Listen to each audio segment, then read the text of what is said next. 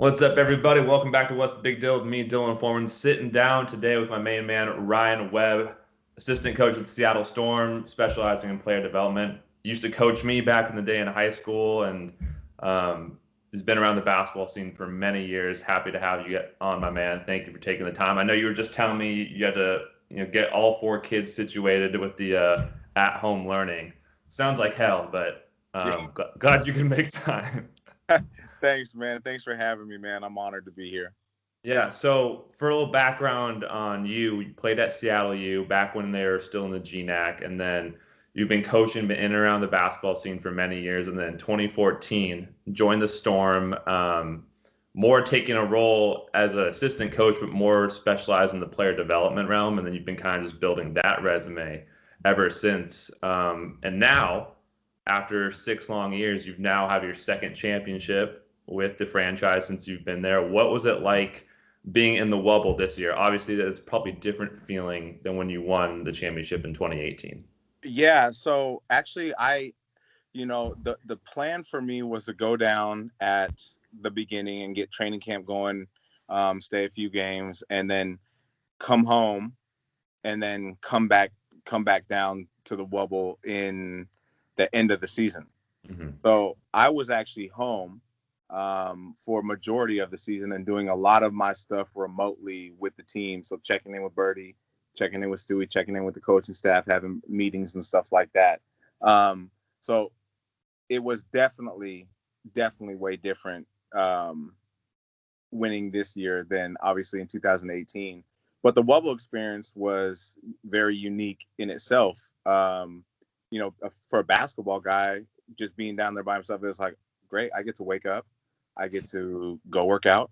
I get to go to practice. And then I get to go work out again afterwards if I want to. And then I get to eat all this fantastic food that the players have access to. Mm-hmm. And I just go into my room. Wow, that sounds pretty cool. But after about the fourth day, it's like I'm doing the same thing over and over and over again. You see, it was the like kind of joke in the Wubble was like every day was like Groundhog's Day. You know Yeah. what I mean? But no, the W, with all things considered, they did a great job with just organizing and setting that whole situation up. There was a lot that had to go into just putting the bubble together, and Mm-hmm. I know it was hard. Like it was hard for me to be down there for a month, Right. away from the family and stuff like that, and away from my especially the baby and stuff. Right. And it was really hard on my fiance as well, simply because she has a job too. It's not like I'm an assistant coach and my significant other is kind of a stay at home and just kind of rides the wave and rides my kind of coaching carousel, if you want to call it that. Right. So it was a lot. So that was actually one of the reasons why I came back and then had planned to go back. But the W switched up their dates and stuff like that, and there was way more protocol, and then they kind of were hesitant on bringing people back in because Mm-hmm. they were so successful with their Right. COVID testing and everything. Right. So it's just you know that Yeah. was hard Well, in itself. definitely, and I think a lot of professional, organizations like MLB or the NFL or even the NCAA, I think there's a lesson to be learned from how successful the NBA and WNBA bubble were. Now, again, it's harder for college students because they got to go to class, or they got to be able to do their schoolwork. They want to be able to see their families. They're just 18, 19 years old. It's hard to tell those type of people like, hey, you can't do anything. But Right. having the shortened season and having it not be as long as it could have been, I think was a smart move, and it obviously paid off on both ends for the men and women's game. Right. Definitely. Absolutely. And it's so interesting. It's like I feel like the NBA, we had two seasons. You know what I Yeah. mean? And it was just like a Yeah. continuation of the other season, but it definitely worked out for us. Mm-hmm. And like I said, putting together that type of schedule, so coming up with all the details that went into it, and Right. like it helped players like Sue playing in a shortened season. So She you was like know, this. She was like this at the end of the season, like, right. And she's, and she still unfortunately, took time off during that season. yeah, I was about to say, and unfortunately, she had a little bit of a knee bruise injury too. So, Yeah.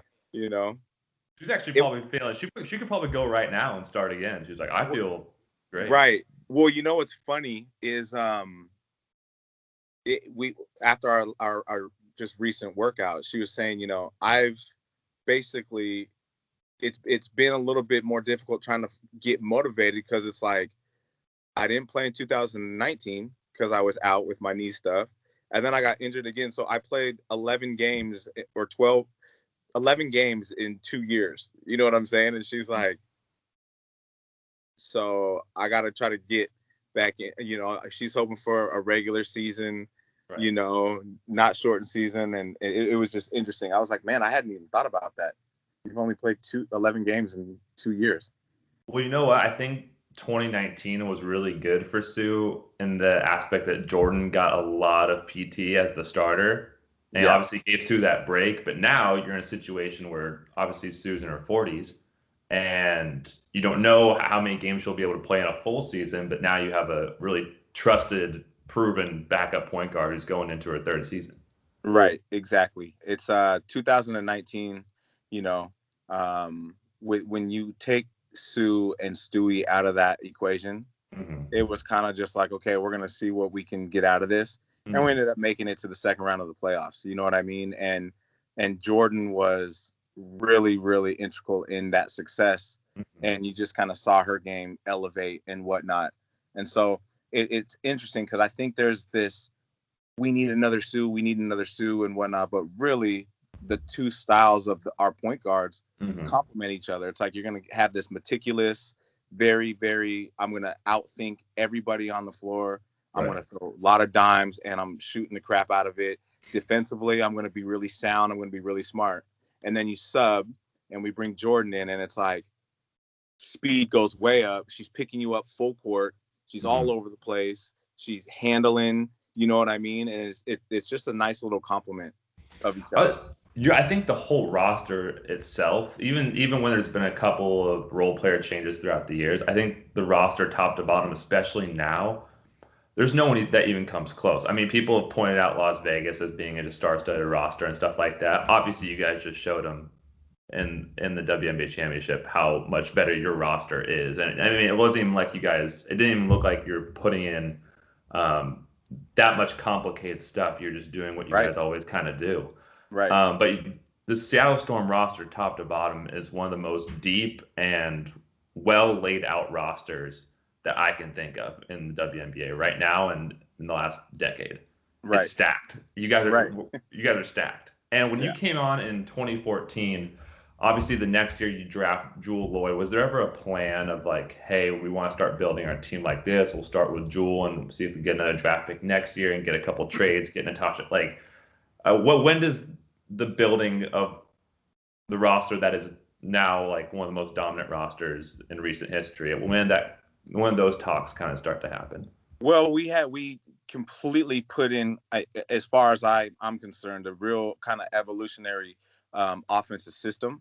Mm-hmm. And so we started with the offensive system and then what characteristics would complement that system.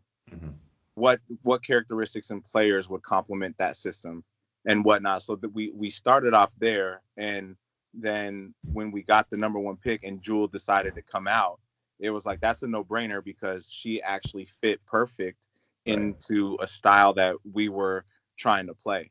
Mm-hmm. Um, and then once then that year it was kind of like, okay, now we're gonna see. We had players that were already under contract when we took over as a staff, and so it's like we were trying to create our system with what we had and Mm-hmm. whatnot. And so it's kind of like, okay, we're gonna try this, we're gonna try this, we're gonna do that. And then then once that first season ended, you go back over the season, you look at all your notes, you look at all your numbers, and then it's like, okay, we might need this sort of player here, or it'd be great, we love this type of flow. So here's where we're going to go after to match that.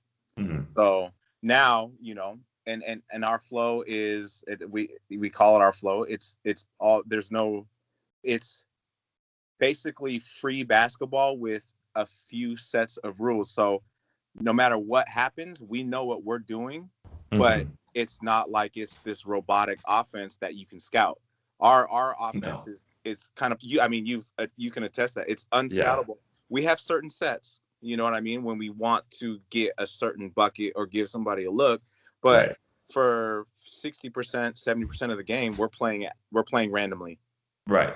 You know what I mean? And so so when you look at our roster now, it's every player has that ability to either stretch the floor or is very, very intelligent, because there are certain pieces that you have to be ready to just react on Hmm. quickly, so It's very much. I mean, it's a very much a flow offense. It you go from transition right into it seamlessly. Yeah, exactly. before the defense is even set, you're already setting ball screens, slipping screens, down screens, Yeah. floppy action. It like you said, it is unscoutable, and for people like me who were a practice player for a season, it's unguardable. Yeah. If ran correctly, it's unguardable. Right. Um, Exactly. so you said you put in this offense. Obviously, during your tenure there, you've gotten the privilege to work with actually four head coaches. Have Hmm. you learned something as a coach? Because obviously, this would be your first time coaching at the professional level. Yeah. Did you take something from Brian, take something from Jenny, take something from Dan, take something from Gary, all along the way that's kind of made you a better coach in the player development realm? Absolutely. It's So actually, it's in the W, it's like, yeah, my title has been player development, but it's like I'm 100% in on all of our offensive systems. Hmm. I'm 100% in on defensive opinions and whatnot, and working out matchups and stuff. So Right. because of the lack of resources that we have in the W compared to like the NBA, where there's 7 guys who focus on one particular thing or whatnot, we wear Hmm. many hats. But yeah, so and I learned how to wear those hats from each individual coach. So for instance, Brian, it was like, you know what? No nonsense. I'm a straight shooter. I'm gonna tell you like it is, and whatnot. And I'm not gonna sell you wolf tickets. I'm not gonna. This is how it's gonna be, and this is what my expectations are. And a lot of players responded very well to that, because it's like, okay, I know what he wants. I know what he's gonna expect. So I know what I need to bring. With Jenny, it was she is an X and O's like genius. She's the one who came up with our flow offense, based off of certain principles that she took from a few different teams in the NBA, and Hmm. she created this whole thing, and it's genius. And so a scout that I was used to with Brian, that would be about 10 pages. Jenny's scout was 45 pages. So then it was like I'm watching film at a rapid pace, and I'm training my Jeez. eye to see things, and we're tracking misses and makes off of every team's offense. What do they run mostly? But it's not just like, okay, we've seen them run floppy a lot. It's like they ran floppy 7 times in this game. They ran floppy 10 times in this game. They scored off of it. It's like that was a lot. I took and gained so much just knowledge of X's and O's and my eye for scouting from her. Hmm. And for Dan, it's like, okay, I'm gonna let my vets, I'm gonna let them, and I'm gonna let my stars, I'm gonna let them lead, and I'm gonna let them be them. So the management of the players and allowing them to be empowered to do what they do best is what I Hmm. learned from Dan and Klopp. His defensive schemes, like, you know, Yeah. he. I remember we're playing Phoenix. We're getting ready to play Phoenix. Klopp had just taken over, and it was just him and I trying to write out. We were like, we got told we got to make the playoffs. We were 4 games out of playoffs, like 6 games left. We're like, you guys got to make the playoffs with this team, because there's no way we should not be in playoff contention. Hmm. Oh, okay, so just Klopp and I, great. I remember we go out, we play Phoenix, and they run a play where they throw Griner the ball on the elbow, Yep. and she reverses it, and she's supposed to get this diagonal screen and post up. Anyways, one of his defensive schemes to block that is force Griner to catch it maybe towards the 3-point line. So push her off the elbow. And then as the guard who passes it and cuts through, we're gonna leave her and go double Griner on at the elbow. And I was like, double her at the elbow? Like, okay. Sure enough, I swear, sure enough, she catches it. We forced her out. We go trap. She takes one dribble and travels and ends up almost like at the sideline because she was so uncomfortable being double teamed out there. So it's just like he opened my eye up to all of these other defensive possibilities and really key ways to disrupt Mm-hmm. teams. You know what I mean? So Yeah. I'm fortunate. I've been able to see a genius offense, a genius defense, and then two men that manage players really well. I'm glad you brought up Klopp at the end because I'm glad that he's getting recognition for what he's been able to do as the assistant coach and taking over multiple times in the head coaching role and doing a fantastic job. Yeah. I mean, to the point where obviously it was easy for the players. They had seen him in practice every day, but especially going to the bubble too, taking over for that entire season. Right. Like you said, those defensive strategies were put on display, trapping on the sideline, trapping in the half court, and I mean, it was a stroke of genius, really. Yeah. 'Cause no one And else is doing that at the pro level. No right. one. Right. And kind of the philosophy is like, okay, well, we want to disrupt a team's their main things. So it's not necessarily like, okay, we want to just make their star player feel whatever. It's like, okay, Mm. if we can identify four sets that they run the most throughout a game and we can disrupt them, then that takes them out of their own flow and that makes them uncomfortable. And then it's like, okay, for one possession, we're not going to do anything. So now they're expecting us to trap in the pick and roll. They're expecting us to trap on the block and nothing happens. And now they're playing passive. So it's just it's this continued idea and philosophy of where can we disrupt? And then once we've disrupted, we pull it back and then we'll turn it on again. Then we'll pull it back when we'll turn it on again. And Mm-hmm. then it got to a point where it was, okay, someone's driving baseline and we cut the baseline off, but they're still in the corner. And then we just went and trapped it. So then it became, okay, there's moments that are so instinctual that we disrupt teams. Yeah. No, I mean, I saw it in practice firsthand, but obviously really proud of what Klopp was able to do and what the rest of the personnel was able to do in that kind of weird wobble situation. They executed brilliantly and clearly it paid off. I want to take a step back. I want to actually go back to your own kid, Miles, who's 10 years old, right? Yeah. He's 10. You posted on Instagram, I don't know if it was a year ago or something, because I want to transition to kind of what the women's game has turned into and the public perception of it. You had a really cool story where he was in a barbershop and they were just kind of having normal barbershop sports jargon, sports talk, or whatever. And Miles chimes in, he might have been 9 at the time, Yeah. and talked about how good the Storm are. For Right. you, being obviously a coach in the WNBA, what I know for me when I saw that, I was like, that's so cool just to see younger kids being, especially boys, being Right. exposed to like how good the women's game really is. What Right. was that moment like for you? Oh, it was definitely a proud moment. And my son, he's usually kind of reserved. You know what I Mm. mean? He's more of the observer. He's gonna feel you out that way and whatnot, and then he'll come to his own conclusions that whether or not he's gonna talk to you or not. You know what I mean?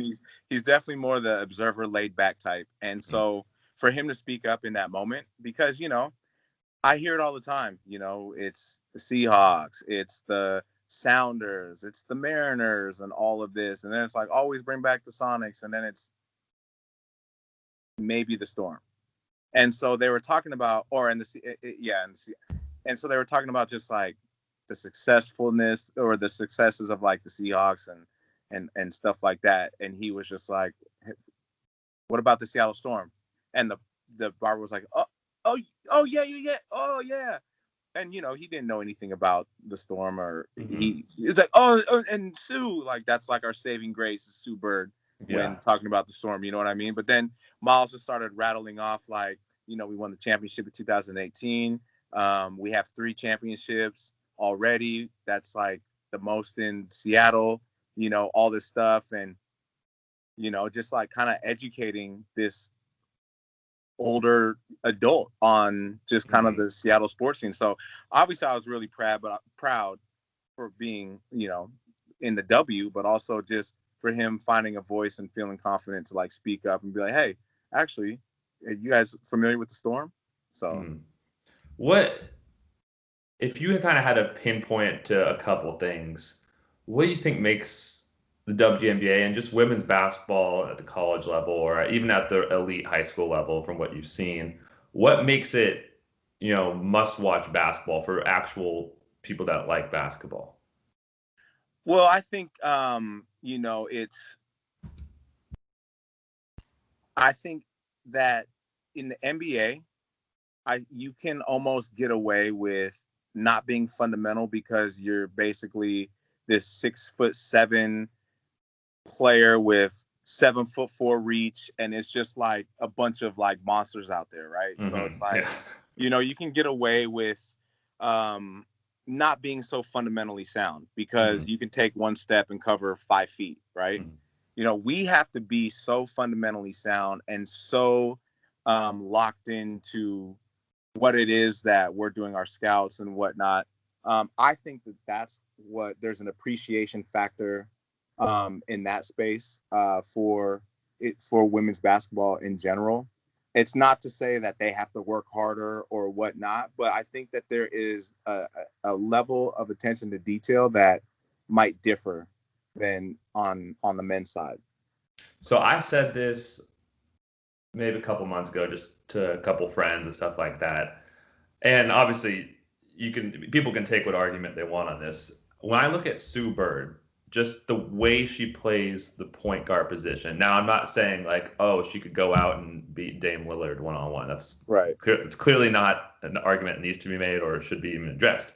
But Right. what I'm saying, what I said was, Sue Bird and the way she plays the point guard position is a top 3 point guard of all time in the game of basketball.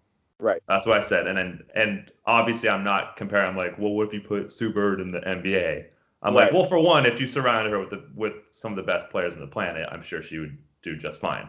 Right. But I'm just saying, in the way that position is traditionally played or should be played throughout the game of basketball and the way it's evolved into what it is now, she deserves that kind of recognition as being the best player or one of the best players in that position. And that Right. kind of goes back to what you're saying of this women's game. Obviously, they're lacking the athletic traits that the men's game has, no Right. question.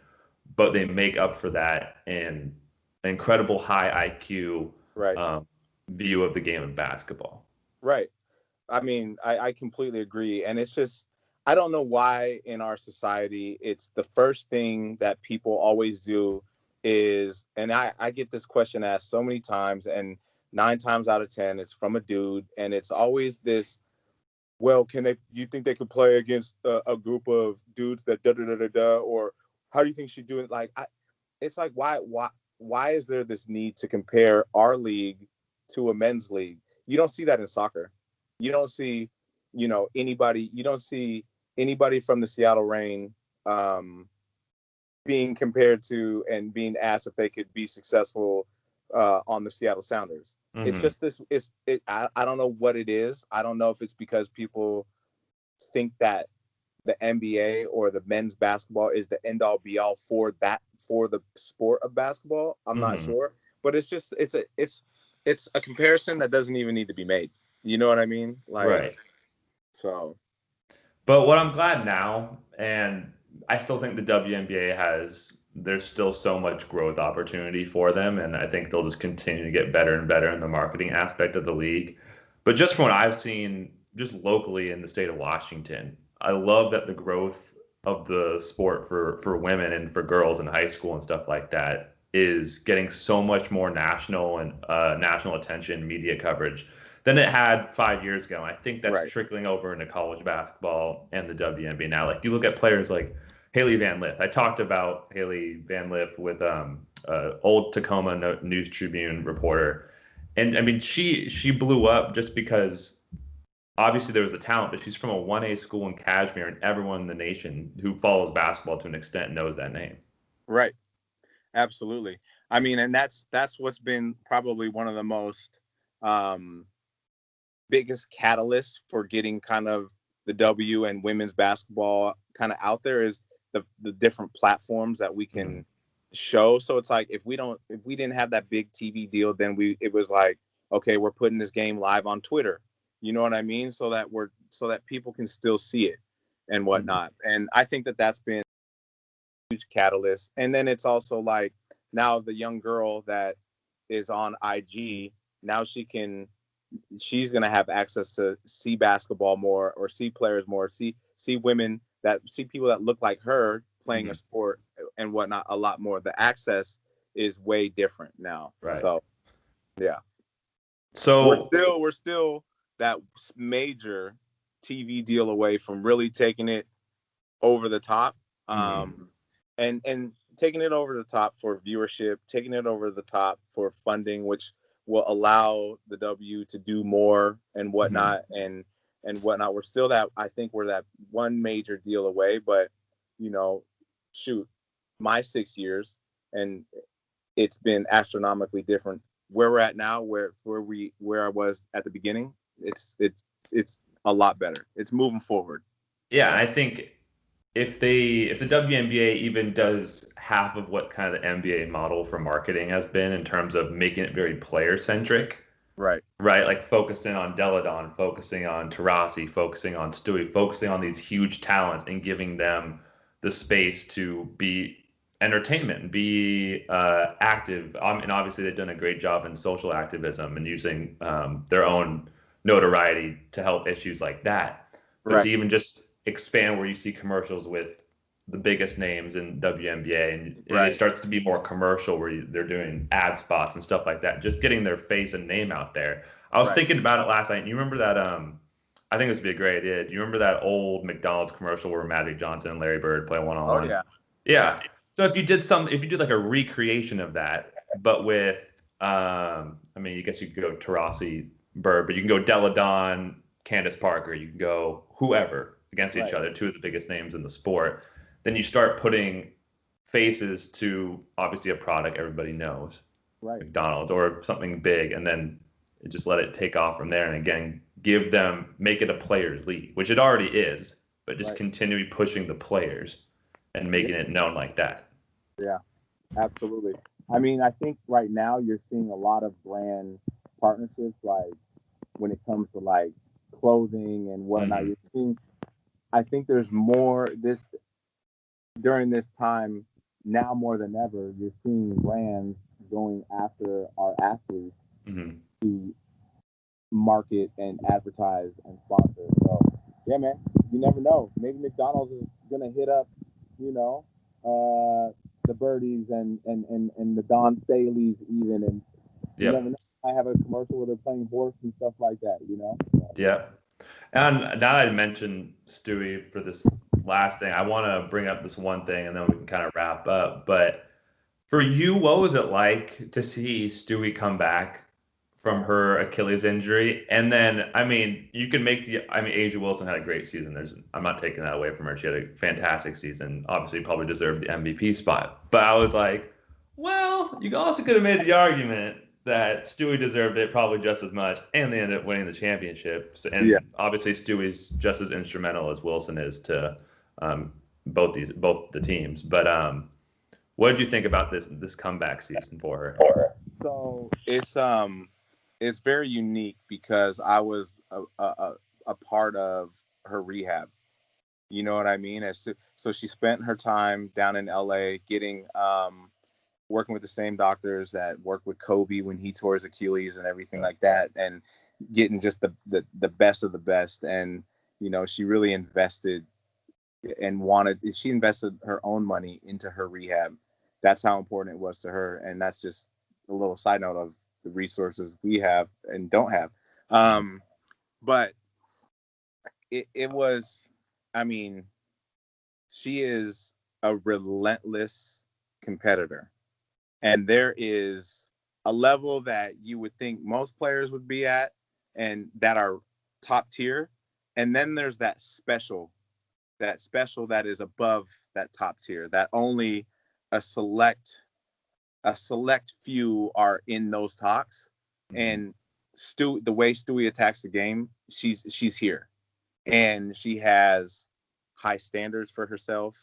And it I was so like extremely happy for her and her successes this year, because I was nervous. You know what I mean? I didn't know if she was going to try to press too hard or whatnot, because she is that competitor. But I mean, the season that she had, I saw all the work she put in and whatnot, and it was just I couldn't have been more happy for her.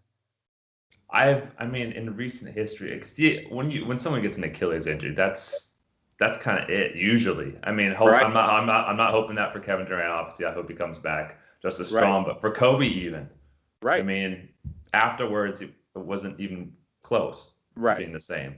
And right, for any other athlete that's had and hopefully Clay comes back too. But normally that thing is not that you can't come back, but you're not going to come back the same. right. Absolutely. And I would probably argue that um, she came back definitely better. It gave her an opportunity. It's so weird because our league, it's like you play our season, then you go overseas, then you come back and you go overseas. And so the chance to really work on changing your body, or the chance to really work on your game and hone in on specific skill sets, you don't have the same time, because there is no true off season. And Right. so in a weird way, Stewie had just come off all of this success. I mean, she was the best player in the world. She had won every top uh, category trophy you could win. She was a EuroLeague MVP champion, MVP regular season finals, and champion over here at the and I'm not going to say that's like, oh, and then this happened and it was so humbling and everything like that, but it, like, in a weird way, she was able to have an off season and really build and whatnot. And then when she was working her way back, she still had time before this season started. Mm-hmm. You know what I mean? So it was like she was injured, but she had like this off season. She got to hone in on certain things. She grew as a person. She got to learn herself even more through those challenges and whatnot. And I mean, you saw the results. So Yeah, I think the whole world definitely took notice. Not that they didn't before. Obviously, Breanna Stewart has been a household name since her freshman year at UConn. But yeah, I think of everything she's accomplished before the Achilles injury. This for me, that's the most impressive thing by far. right, Even if you take her whole college career and bundle up in one thing, I still think right, this is more impressive. yeah, for sure, So for sure. I would so agree. yeah. I want to give you a chance before we wrap up. Let people know what you're doing. I know you still got the Seattle fam, that collective of people getting to share their art, music, and fashion. If you we want to let everyone know kind of what's going on with that. Oh man, I that was something that I wanted to explore in the off seasons, just because I would have this opportunity, and the whole premise was providing kind of like Seattle creatives, or the greater Seattle area, not just Seattle creatives, but providing creatives an opportunity and a platform to kind of showcase their their stuff. And I had put on 2 events called Culture Fest, that Seattle fam kind of sponsored and was kind of the vehicle driving it, where it was a mix of fashion shows. It was a mix of kind of like a creative workplace where people were selling their products and stuff like that. And then it capped off with like musical performances from local artists and whatnot. Mhm. But that's been kind of on the back burner with all this COVID stuff, Yeah. because obviously it was kind of um, event kind of focused, and Hmm. obviously events are kind of shut down right now. But Right. maybe once we get through this COVID thing, I'll dive back into it, and I'll really start to pick up you know the Culture Fest again, and hopefully each time it's been bigger and better, and hopefully I can continue to grow it. Dude, that's awesome. And yeah, I think we're all just kind of holding our breath, waiting for the second shutdown to be done, and then hopefully it starts to trickle away slowly and surely. But hopefully by next WNBA season, we're back and running to at least partial capacity, something. Yes, No one something. wants to see an empty stand with people zooming in on their Microsoft Surfaces on the screen. That's whack. That was whack. That was so Right. stupid. Oh, so yeah. Especially the ones that would freeze or whatnot. You'd be like, Yeah. what is going on? You know? Like, how much did you pay for this ticket? This is, I'm watching Right. it for free on ESPN, but that's cool. Right. Right. Glad you're in there. Yeah. Glad you're in there. Well, like I said, everybody, the man behind the curtain, behind the work behind some of the WNBA's best players, Ryan Webb, joining me on What's the Big Deal. Webb, I appreciate the time, man. I think your insights awesome. It's been cool to see what you've been able to do with this team, and I think more people should be paying attention to it. And hopefully, after having 2 championships in the last 3 years and the world's best player coming off an Achilles injury with an MVP season, I hope more people will start to kind of turn their heads a little bit to the TV screen and see what's going on. Absolutely, man. I couldn't agree more. Thank you for having me, man. Love what you're doing. Keep it up, bro. And yeah, go Storm. Hey, go Storm, baby. All right, man. I'll catch Take you care, later. brother.